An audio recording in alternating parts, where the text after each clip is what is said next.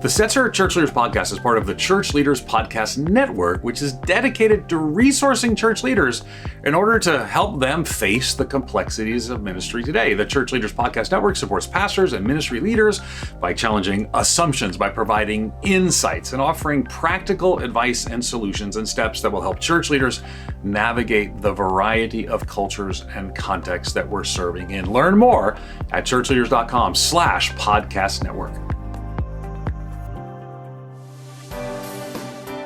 Welcome to the Stetzer ChurchLeaders Podcast, conversations with today's top ministry leaders to help you lead better every day. And now, here are your hosts, Ed Stetzer and Daniel Yang. Welcome to the Stetzer ChurchLeaders Podcast, where we're helping Christian leaders navigate and lead through the cultural issues of our day. My name's Daniel Yang, National Director of Churches of Welcome at World Relief, and today we're talking to Michael Martin. Michael is the President and CEO of the Evangelical Council for Financial Accountability, or ECFA. He's passionate about helping churches and Christ-centered ministries maintain high standards of financial integrity, and he's joining us today to discuss the new leadership standard ECFA has just announced. Now let's go to Ed Stetzer, Editor-in-Chief of Outreach Magazine and the Dean of the Talbot School of Theology. Hey, it's so good to have you and have this conversation with you. We're kind of excited because I think this is an important issue and an important time. We've already heard our guests introduced, but Michael, we're in a time when sometimes evangelical ministries have credibility questions. Sometimes they have credibility problems. Sometimes they are on the front page of the newspaper and more. And a lot of them is around financial, and we're going to talk some about that. But I want you to tell us a little about the ECFA. Now, I should just give disclosure to everybody that the organization I'm a part of, have been a member of the ECFA. I recommend the ECFA, but I also got some questions I think that probably other people are asking as well. So let's start with kind of, if you wouldn't mind, go back a little bit of the history, because it comes from a need in the past, and then kind of move us into kind of what's the purpose and how do you serve these ministry leaders? Yeah, absolutely. And Ed, it is great to be with you. Thank you for being a partner with ECFA, who, like you said, just shares that same heart for ministry integrity and accountability and trust. And really, that's what it all comes back to here at ECFA, which is Evangelical Council for Financial Accountability. And again, we have the privilege of being able to serve both Christian ministries as well as donors related to their needs around trust. So for Christian ministries to be able to help them maintain that healthy and trusted reputation so that they can more effectively reach the world for Christ. We know that trust is a huge fuel to helping make that happen. And then from the donor side, we see it all around us that as trust in institutions is on the decline, how do we as Christian donors, as we're evaluating different giving opportunities, say, this is an organization where I can really feel good about giving generously and investing. This is an organization that operates by high standards of accountability. ECFA is there to help do that, and uniquely from the place of biblically based standards of accountability. So there's a new standard, a new initiative that we're launching here at ECFA. But even going back to the beginning, you know as well as I do, many of the leaders who were around at the time that ECFA was formed. We have this new generation of leaders who may not even be aware of the full history of ECFA. And so when we started 45 years ago, same thing. It all really began around the need for bold standards to help enhance trust. And so back at that time when ECFA was formed, leaders came together around, there were some fundraising scandals that were going on at the time. But these organizational leaders came around and said, we need these bold standards in areas like financial accountability and good governance. So ECFA even proposing this idea of organizations having audited financial statements at a time when virtually no nonprofits had audits, or independent boards when leaders would have said, we just think we're accountable to God. So that has been the history of ECFA over all these years, is to have those bold standards of accountability. And here we are, we're getting ready to propose a new one as well. Good. And I want to talk about that in just a minute. I want to come back to the kind of the bold standards of accountability, because in some ways, it doesn't seem bold in 2024. It was right. Bold a few decades ago, that the idea that your board shouldn't be all of your family members, right? You can't be an ECFA. Am I the only person who does the EFCA, ECFA thing?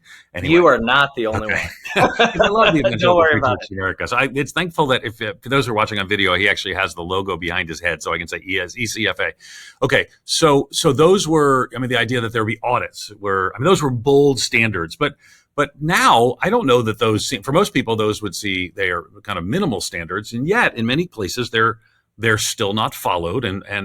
But here's my question for you, because I think some people have been around enough the last few years that they've seen some financial scandals erupt, and they typically don't just tend to be a financial way. There's typically multiple ways, but sometimes with ECFA members.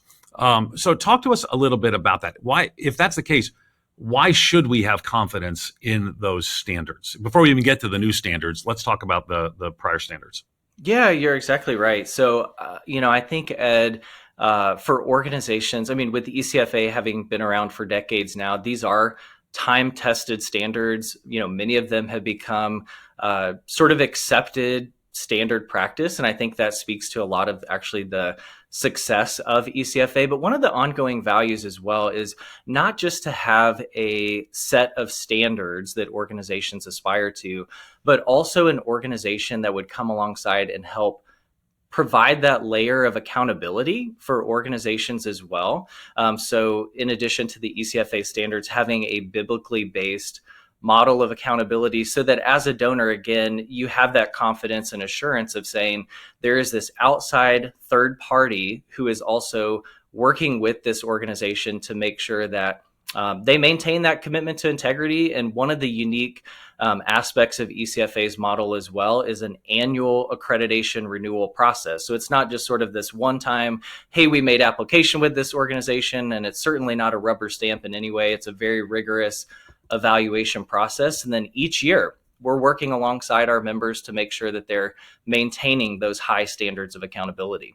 Yeah. Okay. So then let me just press a little bit more, because how then do sometimes ministries that have the ECFA logo on them end up doing things that then look financially, or are in many cases financially, inappropriate?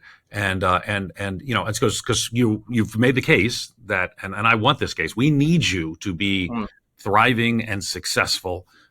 Because, and again, I think partly, again, people have to have a little bit of a historic understanding of just how Wild West this is. And for example, there's a very famous story I was just sharing with somebody in Buffalo, where this pastor in Buffalo is called Churchill was his name. And you can Google Churchill Tabernacle, and it's the first, it's kind of the first, he owned the TV station, like he owned the TV station personally, and the building and everything else. And then, when he falls, the whole thing collapses. And anyway, it's called Churchill Tabernacle. It's one of the most famous church failures you've never heard of. And like we would think today, wait, the pastor owned the television station? The pastor owned the church? We would be shocked by that.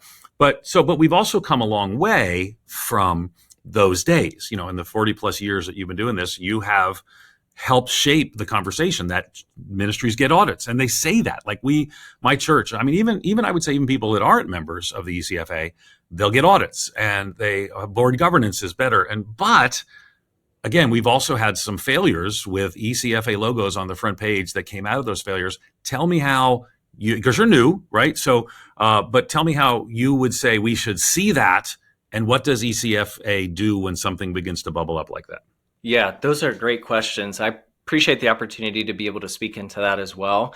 And, I think one thing that's fair to acknowledge as well, and this is true even in the lives of our own personal accountability, if you think about it, is that, having those guardrails in place, they are there to be preventative and to be proactive. But even with the ECFA standards, it's not necessarily a guarantee of all the time perfection, right? So we live in a fallen world. We know those things are going to happen. Same thing in the case of audited financial statements. An organization pursues having those audited financial statements. It's not necessarily a guarantee that fraud is not going to happen. But at the same time, that doesn't mean that organizations shouldn't have these wise guardrails in place. And so the value add too for ECFA, or what we would contribute, is in a situation too where whether it's proactively through ECFA's accountability processes, us each year helping organizations identify if there's a gap or a failure in compliance, our team helping an organization rise back up to that level of accountability through the annual accreditation. Maybe it's also one of our periodic check-ins with members and being proactive in that way. The other process that's helpful as well too, and this is something that all folks should know, is that on the ECFA website, if you're a donor to an organization as well, and you have a question or you have a concern about an organization's adherence to the standard, there's actually a process that you can go through as well to share those questions, to share those concerns, to work with ECFA to clear up any of those questions, to help those be resolved. And that's an important part of accountability as well, is being able to have that process in place. So that's a unique way that ECFA can help come in and really help strengthen the integrity and accountability for the good of organizations and for the good of donors. Yeah. So what happens if somebody goes in, I serve at Biola University, which let's not use my example, but I think we have great governance here, but let's say I got questions about the governance of an organization or an institution, if it meets those standards. So you submit that, and then what does ECFA do? I mean, not a specific circumstance, but what in general do they do? Yeah, so we do have a team of folks here on the ECFA staff who are CPAs by background. So that's another uniqueness of the ECFA model as compared to, say, some of the other charity evaluators that might be out there, is we have, folks who are trained professionals who understand financial statements. They understand the ECFA standards well. And, they will be on the other side of any of those inquiries that come in or those questions. And, Ed, you'll probably appreciate, a lot of times it may even be just a question that needs to be answered or a misunderstanding. Many times that we may be involved in a situation too, it's encouraging that donor, if they haven't already, to have some of those questions directly answered by the ministry as well. And so we're able to provide kind of that linkage in the relationship too between a donor and an organization. But at the same time, there are also protocols, there are processes in place where if for some reason, again, we do identify that an organization is out of compliance with the ECFA standards, we do have a redemptive model of accountability. There are some processes where, and this is ultimately an ECFA board determination, but there is an opportunity for a suspension, or even in some cases a termination of membership, where more time is needed, for an organization to take that corrective action. And during that time, the organization wouldn't be displaying the ECFA seal of accountability. And that's something that donors can be watching for. Right. Makes sense. So for me, I think it's important for people to understand just where we were and how far ECFA has taken us. But also, too, I remember talking to Rick Warren once. I think he said this in other places, so I'm not breaking a rule here. And we were talking about accountability groups, and there was a pastor we saw who had committed adultery. And I think somehow it came up that this pastor was in an accountability group. And Rick, I think Rick's not dismissive of that, but he said he noticed that, like, if you're in an accountability or group or not, if you're going to want to have an affair, if that's going to be what you're going to do, you're going to find a way to do it.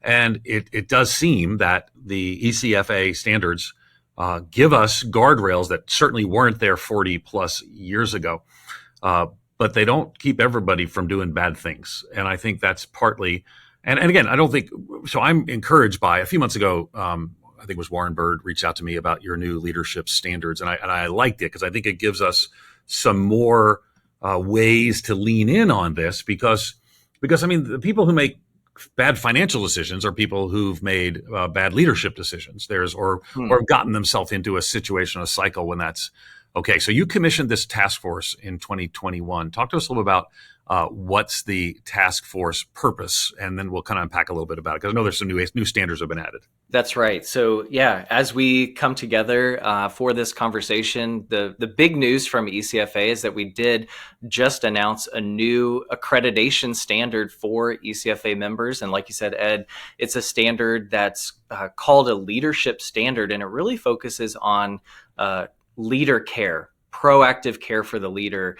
How this task force came about is several years ago, as we started hearing more concern from Christian ministry leaders and also the donor community around some of the challenges in the leadership space, and not always necessarily an integrity failure, but even the number of leaders who are burning out, dropping out of ministry, some of those challenges in leadership, and the impact that they're having on trust. Ed, we had more of those folks coming to ECFA and saying, hey, we recognize where ECFA has been in the past, but now here we are in this day where leadership is really the trust issue of our day, if not one of the most significant trust issues of our day. Is there anything that ECFA can do in its unique role in the body of Christ to be able to help? And so that is how that task force was formed. And then there was research that was conducted, a lot of focus groups, conversations with members, and happy to share about what we learned. But that's how that task force came about. That was 3 years ago, and then leading all the way up to the announcement of this new leadership standard. Yeah. So new standards, like how long has it been since you added a new leadership standard? Yeah, the last ECFA accreditation standard major revision that we made was 10 years ago. And it was in the area of compensation setting, which is also one of those hot button issues and an important one related to trust for donors. So that was 10 years ago.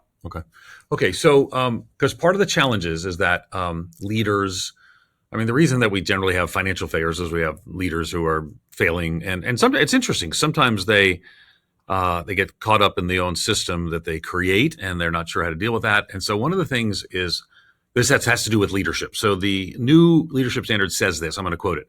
Every organization shall proactively care for its leader and support the integrity of its leader in conformity with the ECFA's policy for excellence in supporting leadership integrity. Obviously, those are carefully chosen words. Tell us about the wording of that standard, why you phrase it the way you did. Yeah, no, absolutely. And I will admit there is some technical nuance in some of the language, right? Of every organization shall, right? That is really consistent with, the language and the framing with the other ECFA standards. But yes, the focus really around the proactive care for the leader and the support for the leader's integrity. I think, Ed, ultimately the consensus of this task force, and as we did our research and conversations with members, is there was the acknowledgement of that reality that you mentioned before, which is at the end of the day, a standard that would be like, assuming ECFA could step into being like a moral police or regulating the character or behaviors of ministry leaders, that would not be fruitful. That would not be wise for a number of reasons. But if there is something, I just say that wouldn't be the worst thing for somebody to do. But anyway, I get that it's a little bit tricky because you're right. You're this parallel, this organization that comes alongside. But yes, I agree with you. That's why we used to have denominations, and as the world's become more non-denominational or disconnected, I get it. Okay, but keep going. Sorry. Yeah, no, absolutely. And just thinking of ECFA's role in the body of Christ, how we can most effectively make a difference, it really came down to this idea of, yes, acknowledging that leaders individually, they bear that responsibility for their own integrity, their health, but good board governance has also been that pillar of ECFA as well over all of these years. And so building upon that, this idea that while the leader bears that personal responsibility in those areas, that the board of a ministry organization, they do have a unique responsibility and an opportunity to be able to come alongside a leader to help offer proactive care and support for the leader. And so that's sort of I'm assuming accountability. It says support the integrity of the leader. I think, these failures of board governance have been so widely seen. So how does that all relate together? The accountability, the care, I know they're all connected. So how does that connect in the new standards? Or is that in the old standards that you're adding to? Tell me about that. Yeah, no, there absolutely is a connection. And so in that one sentence statement, there's also a cross-reference to what we call the ECFA policy for excellence in supporting leadership integrity. That's embedded in commentary to the standard. And so there are some specific steps there as well around making sure that we're establishing biblical character expectations for leaders through something like a code of conduct. Now, that may sound basic in some ways, but there's a lot of organizations that haven't actually even taken a step like that to be able to work alongside a leader and say, we're establishing biblical character expectations for the leader of the organization. So that is one component, one objective piece of how the standard is measured, is making sure organizations have adopted those. And then also, personally, where I really, again, feel like the gold is buried here is also in the requirement that an organization's board, or it could be a board approved committee, that at least on an annual basis, we're having conversations with the leader as well to say, hey, how can we also come alongside and be proactive? And in light of the season of ministry that you're in light of the challenges that you're facing, how can we come alongside and help support you as a leader in your integrity holistically, in the holistic sense as a whole person, spiritually, mentally, physically, emotionally, and all of those pieces? Because the more that we're able to invest there, hopefully we're able to get ahead of even potentially some of those issues that might manifest later in terms of the behavior of a leader. Okay, so and I think, having seen leaders go off the rails, I think that is, there are warning signs, and I got to tell you, there's lots of blame to go around. I think failed leaders. Now we watch these movies, and they have like an origin story of the there's an origin story to leadership failures in almost all the leaders that I've seen fail. And then there's people come alongside and enable or get caught up in or don't address, and that's where board failures come in. And then so moving these things up to address the sin in all of us. If we're individual sinners, sins enter systems as well. Then the question is, how do we best do that? So the new standards is addressing some things. It's a new standards that the current standards are not. Give me a little. I read one of them, but give me some of the details of things that the new standards addressing that the current standards are not. Right. Yeah. So up to this point, we haven't had any standard that's really focused squarely on the leader and supporting healthy leadership. Now, there have been some other, because sometimes we'll get the question too of, well, how does this relate to financial accountability Sure. and in ECFA's mission? And so with many of the standards, it's okay in areas of things like appropriate transparency and financial transparency, ethical fundraising, all of those as financial issues. Those are current standards, but then also some non-financial standards as well that also lay a foundation for the rest of the financial accountability standards. So things like commitment to an evangelical statement of faith, that's standard one. That's where it all starts. And then following up on that, responsible board governance, which is our standard number 2 currently. This new standard on leadership, we feel like it's in that same vein as the commitment to the evangelical mission and also responsible board governance. Supporting healthy leadership really lays the foundation, a strong foundation for the rest of the ECFA financial accountability standards. Yeah. Leaders who have failed in areas of their integrity will often find ways around or seek to find ways, and sometimes successfully find ways around their board governance, and particularly if they're good at it. And that's when it gets really bad and really problematic. So in a sense, we can all acknowledge that, again, back to that Rick Warren thing about being in an accountability group. If I want to, I can go to accountability group every week and tell people I'm not doing something. But if I'm secretly trying to do something, it's hard to address some of those things. So these are, even these standards, you kind of mentioned that these are, they have flexibility and not highly prescriptive. So I feel the weight of failures and scandals and both the harm to the Christian witness, which is deeply important to me, also to the failures and the blast radius that hurts so many people in some of these larger church failures. So if that's the case, what are some ways to meet these standards that you think by meeting these standards will make these ministries better? Yeah, and I might just add one other point too, to kind of, what you're sharing earlier about in some cases, failure being inevitable in a sense. I think it is important to distinguish that ECFA accredits organizations, right, and we don't accredit individuals. And so, in terms it would be of great if somebody could accredit individuals, but that's another story from another day. Okay. Right, we'll leave that to someone else. But no, it is again. In terms of how we would objectively measure compliance, it is just making sure that organizations are taking those proactive steps to help support the leader in those areas and following those minimums. So I just wanted to make sure to make that point too. Yeah, the accreditation is for organizations. Okay, so then with that being said, so how would an organization which again, I really need it to impact individuals because I think that's where, again, systems themselves can become problematic. But how would these new standards, and it's not highly prescriptive, but how are people going to fulfill this standard, and how is it going to make the organizations better so that individuals, well, function more effectively in a healthy organization? Yeah. Well, I think there's a couple points there. One is, Ed, you had mentioned that the task force that was formed and all the research that's been done. I think one of the things that is so striking, and again, this comes back to the tone, the tone of care for the leader that's here in the standard, is one of the things that was just so loud and clear is the unique pressures, the demands that ministry leaders face, and often in isolation, which only makes some of these problems worse and compounds. And so just speaking to the difference that this standard could make is for organizations to even point to and say, okay, it's even a requirement of our ECFA accreditation for this conversation to need to take place.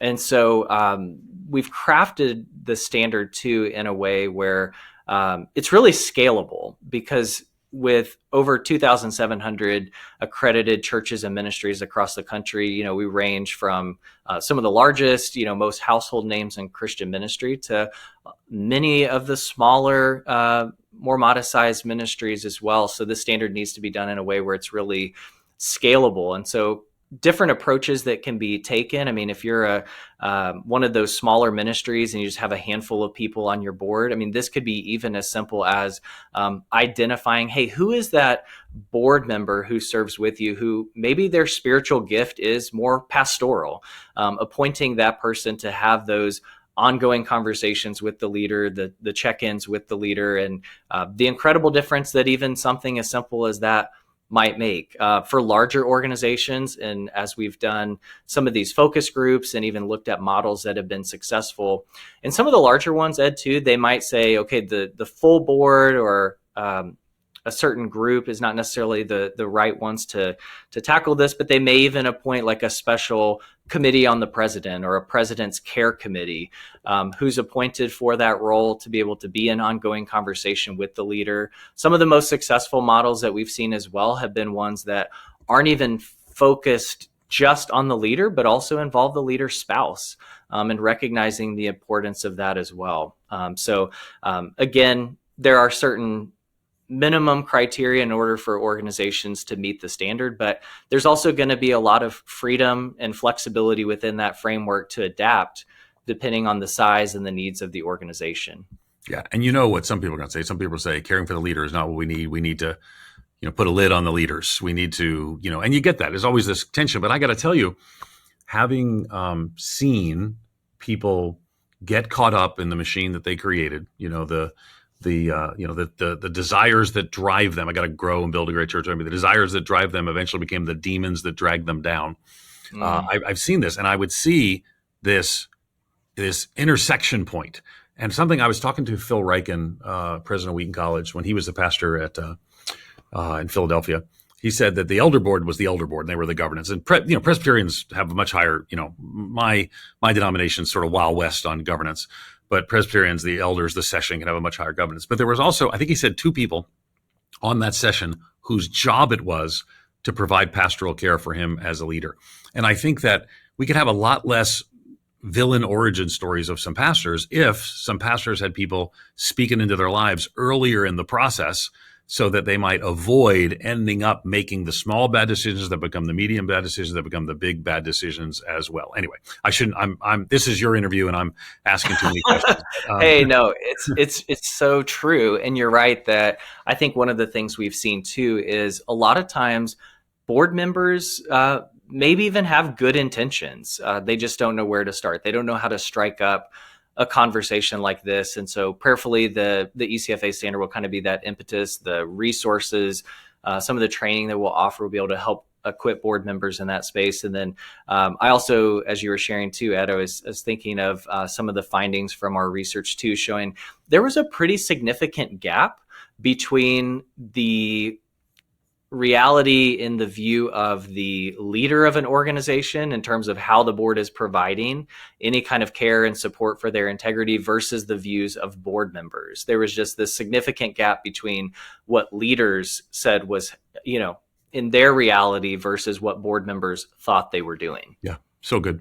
I have a board. I remember I tweeted one. I wrote an article about this once. I was at Wheaton at the time, and I said, I have a boss. Her name at the time was Margaret Diddams. I have a board. The Billy Graham Center had a board, and they hold me accountable. And so I'm really like, I'll tweet after our Biola board meeting. Here we have a university board, but I have a boss, I have a provost who's the boss. And I will tell you, as somebody who loves to lead, who loves to make a difference for the gospel, I think it's a gift to have somebody to whom I'm accountable. Now, there's all kinds of people out there they want you to be accountable to them, but I have someone to whom I'm accountable. But in most of these kinds of situations, particularly in the Wild West of evangelical entrepreneurialism, I mean, you have to make a choice to be accountable. And I would just say, we're coming to the end of our podcast. I would just say, if you're a pastor or church leader, I've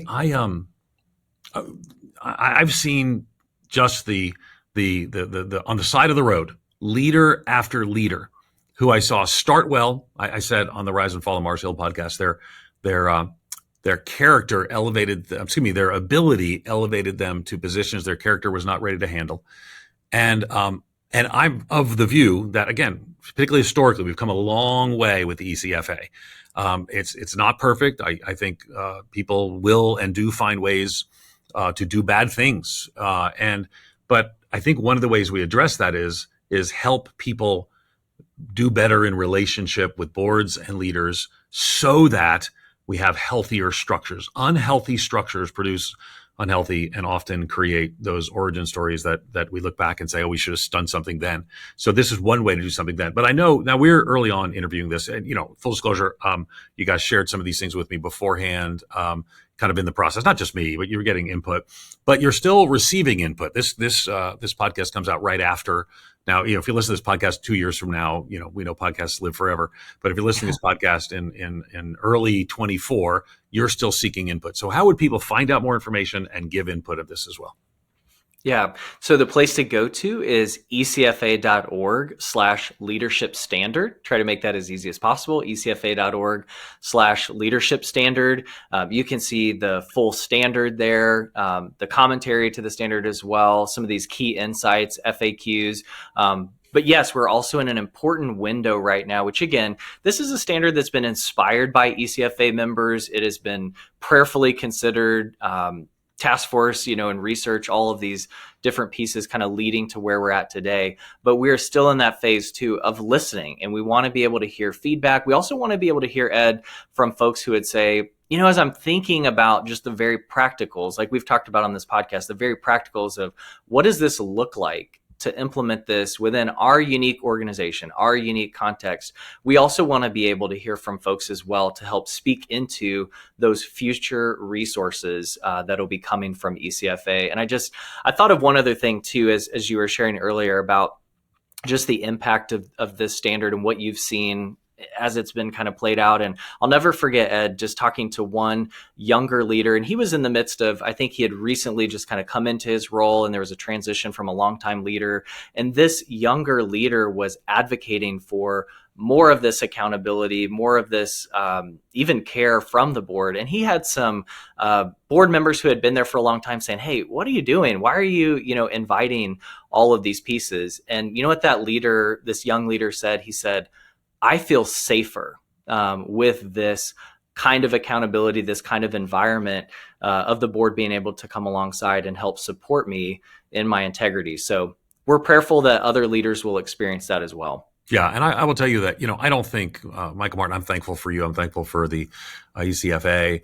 I don't think that you're going to be able to fix every problem, but I do think that to see where we've been from 45 years ago till now, to see that this has been a tool that's been helpful for a lot of people. I think, and ultimately too, the ECFA is not your denomination, and it's not your board. So you need to have structures and systems like that. And then the ECFA is a tool to help you to say, well, this is what would look like if we're doing that standards. Now, if you and your board are saying this is what it looks like to get around those standards, then you're in a different place. But I think that this can be a helpful tool, and I'm thankful for you. I'm thankful for you leaning in and listening to some of the challenges of the last few years, and for being a tool in the toolbox for churches and ministries that want to be more effective in healthy long-term leadership with integrity, personally and with finances and more. So thanks for taking the time to talk with us today. Hey, thank you. It's been an honor, and we're prayerful that it'll make a real impact. We've been talking to Michael Martin. You can learn more about him and the ECFA's new standard at ecfa.org. Thanks again for listening to the Stetzer Church Leaders Podcast. You can find more interviews as well as other great content for ministry leaders at ChurchLeaders.com/podcast. And again, if you found our conversation today helpful, I'd love for you to take a few moments, leave us a review. That'll help other ministry leaders find us and benefit from our content. Thanks for listening. We'll see you in the next episode. You've been listening to the Stetzer Church Leaders Podcast. For more great interviews, as well as articles, videos, and free resources, visit our website at ChurchLeaders.com. Thanks for listening.